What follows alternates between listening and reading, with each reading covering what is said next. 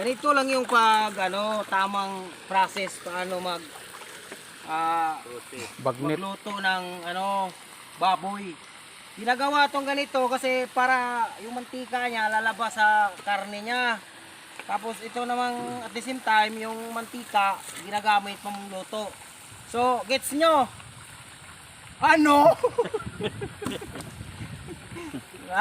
Ganito kami kayaman guys. Tingnan mo yung mga baga sa baboy, tinatapo lang namin yan. Mga mahihirap lang yung kumakain ng ganyan.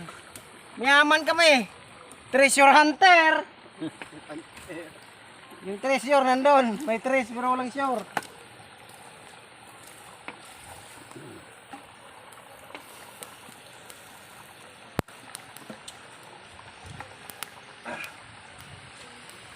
Seaman na walang line up.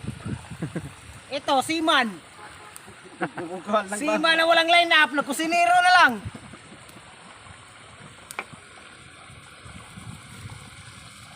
Diba?